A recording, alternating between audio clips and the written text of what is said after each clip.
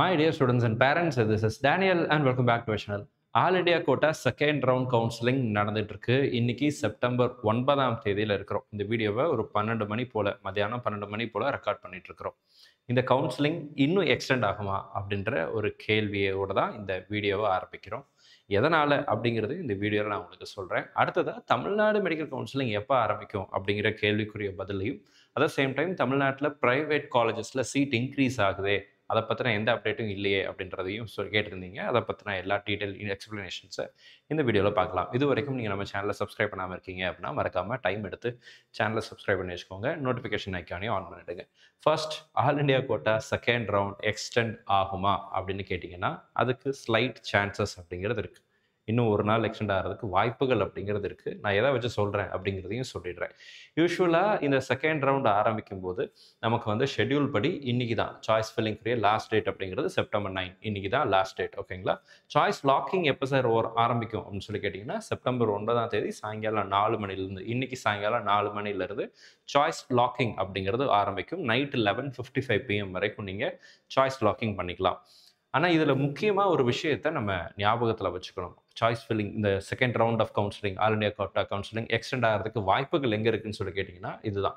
No updates on NRI eligible candidates. இந்த second round ஆரம்பிக்கிறதுக்கு முன்னாடியே எம்சிசி தரப்புலேருந்து நீங்கள் இந்தியன் நேஷனாலிட்டியிலேருந்து என்ஆர்ஐ கன்வர்ஷன் அப்ளை பண்ணுறதாக இருந்தால் நீங்கள் உங்களுடைய டாக்குமெண்ட்ஸ் எல்லாம் மெயில் அனுப்புங்கன்னு சொல்லி ஒரு செட் ஆஃப் மெயில் ஐடி கொடுத்து கேண்டிடேட்ஸ் கிட்ட ரிக்வஸ்ட் அப்படிங்கிறது கொடுத்துருந்தாங்க.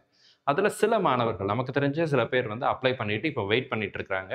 இப்போ வரைக்கும் eligible candidates for NRI category அப்படிங்கிறது ரிலீஸ் பண்ணலை.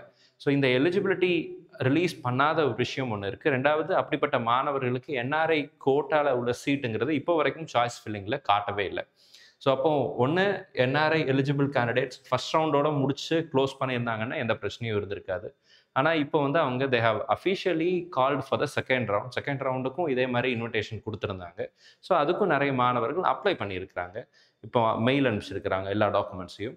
அந்த டாக்குமெண்ட்ஸ் எல்லாம் வெரிஃபை பண்ணி, எஸ் நாங்கள் வெரிஃபை பண்ணோம், 100 பேர் அப்ளை பண்ணாங்க, அதில் 50 பேர் தான், இல்லை 500 பேர் அப்ளை பண்ணாங்க, அதில் 100 பேர் 200 பேர் தான் எலிஜிபிளாக இருக்கிறாங்க அப்படின்னு ஏதோ ஒரு நம்பரில் எலிஜிபிள் கேண்டிடேட்ஸ் யார் யார் அப்படிங்கிறத வந்து லிஸ்ட் பண்ணணும் அப்படிங்கிறது மிக முக்கியமான ஒரு விஷயம்.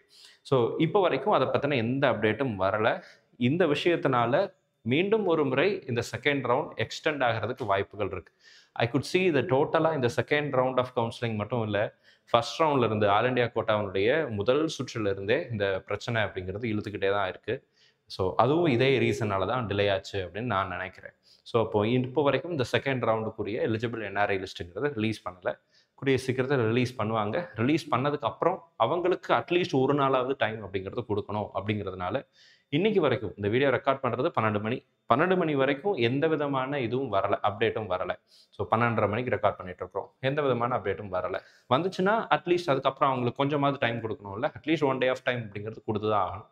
கொடுத்ததுக்கப்புறம் தான் சாய்ஸ் லாக்கிங் அப்படிங்கிறத வருவதற்கான வாய்ப்புகள் அப்படிங்கிறது இருக்குது. ஓகேங்களா? அடுத்து முக்கியமான விஷயம் அப்படிங்கிறது ஒரு நியூ பிடபிள்யூடி சென்டர்ஸ் அப்படிங்கிறத சில செட் ஆஃப் சென்டர்ஸ், ஒரு 4 சென்டர் வந்து ஆட் பண்ணியிருக்கிறாங்க. தமிழ்நாட்டில் இல்லை, வேறு ஸ்டேட்டில் ஒரு 4 சென்டர் ஆட் பண்ணியிருக்காங்க.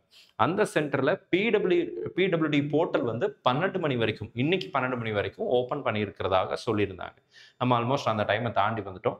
ஸோ 12 மணி வரைக்கும் ஓப்பன் பண்ணியிருந்தாங்க அப்படின்னா இந்த கேண்டிடேட்ஸுக்கும் எலிஜிபிள் கேண்டிடேட்ஸ் லிஸ்ட் அப்படிங்கிறது கொடுக்கணும். ஓகேங்களா? இவங்களுமே என்ன ஆவாங்க அப்படின்னா சாய்ஸ் ஃபில்லிங் பண்ணுறதுக்கு இவங்களுக்கும் டைம் ஃப்ரேம் அப்படிங்கிறது கொடுக்கணும்.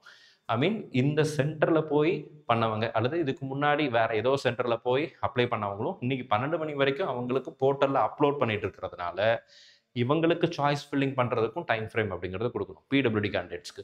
இப்போ என்ஆர்ஐ கேண்டிடேட்ஸ், பிடபிள்யூடி கேண்டிடேட்ஸ்க்கு இப்போ வரைக்கும் எந்த விதமான அப்டேட்டும் பெருசாக மாறலை. ஸோ அதனால் இந்த 2 ரீசனால் ஆல் இண்டியா கோட்டா எக்ஸ்டெண்ட் ஆகிறதுக்கு வாய்ப்புகள் இருக்குது அப்படின்னு சொல்லி நான் பார்க்குறேன், ஒரு கல்வியாளராக நான் பார்க்குறேன். நீங்கள் என்ன நினைக்கிறீங்கிறத கமெண்ட் செக்ஷனில் டைப் பண்ணுங்கள். அடுத்து தமிழ்நாடு கவுன்சிலிங் எப்போ சார் ஆரம்பிக்கும்? இதுதான் நிறைய பேருக்கு இருக்கிற கேள்வி. இதோட அடிஷ்னலான விஷயம் என்ன அப்படின்னா, ஆல் இண்டியா கோட்டாவில் ஆல்ரெடி எம்சிசி வந்து ஸ்டேட் கவுன்சிலிங் ஷெடியூல் கொடுத்துருந்தாங்க. அந்த ஸ்டேட் கவுன்சிலிங் ஷெட்யூல் படி செப்டம்பர் 10ஆம் தேதியிலிருந்து 2ஆம் சுற்றுகளை அந்தந்த ஸ்டேட் கவுன்சிலிங் ஆரம்பிச்சுக்கலாம் அப்படின்னு சொல்லியிருந்தாங்க. ஆனால் நிறைய ஸ்டேட் ஆல்ரெடி ஸ்டார்ட் பண்ணிட்டாங்க. சென்டாக்காக இருக்கட்டும், கர்நாடகாவாக இருக்கட்டும், பஞ்சாபாக இருக்கட்டும், நிறைய ஸ்டேட்டில் வந்து ஆல்ரெடி சாய்ஸ் ஃபில்லிங் செகண்ட் ரவுண்டுக்கு ஓடிட்டு இருக்கு. ஒரு சில ஸ்டேட்டில் மார்க் ரிசல்ட்லாம் ரிலீஸ் பண்ணி அதுக்கப்புறம் நியூ அடிஷன் சீட்ஸை வந்து ஃப்ரெஷ் இன்விடேஷன், ஆஃப்லைன் அப்ளிகேஷன், இந்த மாதிரி நிறைய விஷயங்களை வேறு ஸ்டேட்டில் பண்ணிகிட்டே இருக்கிறாங்க. தமிழ்நாட்டில் செகண்ட் ரவுண்டு பற்றின எந்த விதமான அப்டேட்டும் இப்போ வரைக்கும் வரல. இந்த வீடியோ ரெக்கார்ட் பண்ணுற டைம் வரைக்கும் வரல. 10ஆம் தேதி ஆரம்பிக்கணும். ஓகேங்களா? நாளைக்கு மேக்ஸிமம் ஆரம்பிச்சிருவாங்க. ஆரம்பிச்சாங்க அப்படின்னா ரிசல்ட் எப்போ சார் வரும் அப்படின்னா 19ஆம் தேதிக்கு முன்னாடி ரிசல்ட் வருவதற்கான வாய்ப்புகள் இருக்கு. இதுவும் எம்சிசி ஷெட்யூலில் வச்சு தான் சொல்கிறேன். எம்சிசியினுடைய செகண்ட் ரவுண்டுக்கு ரிவைஸ்டு ஷெட்யூல் கொடுத்தாங்க. அந்த ஷெட்யூலில் 10ஆம் தேதியிலேருந்து 19ஆம் தேதி வரைக்கும் செகண்ட் ரவுண்டு நடத்திக்கலாம்னு சொல்லியிருக்கிறாங்க. 26, 27 அப்படிங்கிற 2 நாளில் வெரிஃபிகேஷன் ஆஃப் சீட்ஸ் அப்படிங்கிறது கொடுத்துருக்குறாங்க. ஸோ அப்போ 19ஆம் தேதி ரிசல்ட் வந்துச்சு அப்படின்னா, அல்லது 19ஆம் தேதியோ 18ஆம் தேதியோ, இந்த 19ஆம் தேதிக்கு முன்னாடி ரிசல்ட் வந்துடும். ரிசல்ட் வந்ததுலேருந்து அட்லீஸ்ட் ஒரு 4-5 டேஸ், 5 to 6 டேஸை வந்து ரிப்போர்ட்டிங்க்கு காலேஜில் போய் சேர்றதுக்கு டைம் ஃப்ரேம் அப்படிங்கிறது கொடுப்பாங்க.